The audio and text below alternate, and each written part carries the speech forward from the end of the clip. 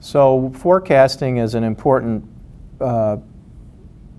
process because what we're trying to do is look forward into our financial performance rather than behind retrospectively.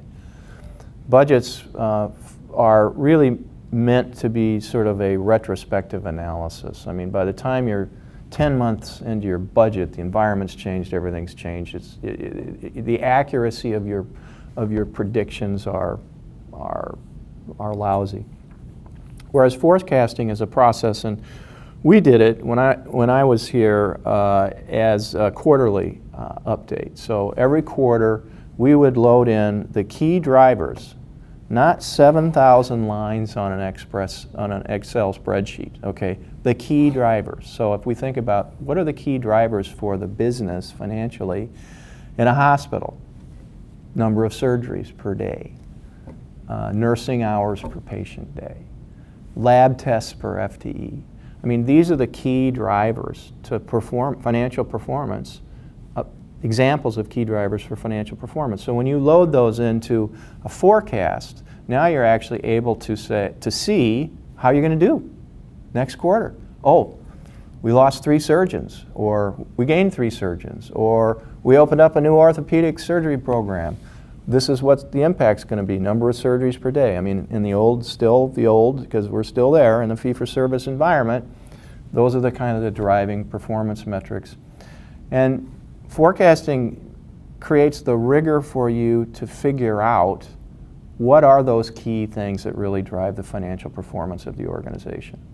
And stop worrying about the 70,000 line items and focus on the 5 or 7 or 10 things that'll make or break you, that you'll either win or lose by. And forecasting is still a bit of a batch process in that, we're looking towards next quarter, but it's much more accurate in terms of being able to determine how you're going to perform and frankly, what you should do to fix the problem. So if you have a goal of X number of surgeries per day and your forecast is below that goal, then guess what? You know where you got to work. How are we going to go from here to here?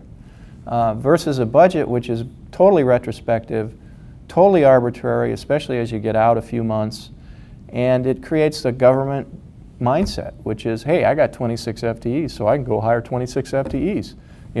Our financial performance is, in the gutter, but that doesn't matter. I can still hire my 26 FTEs because it's in the budget, right? So the thing that drove me nuts and why we went to forecasting, the thing that drove me nuts as CEO was the budget was simply an excuse to set the expense targets higher every year. And that's what we did.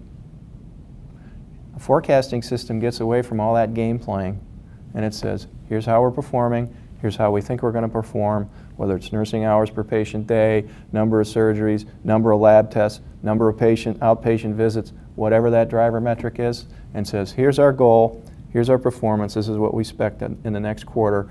Now we can actually take our improvement resources and focus on where we think we're not going to hit that target.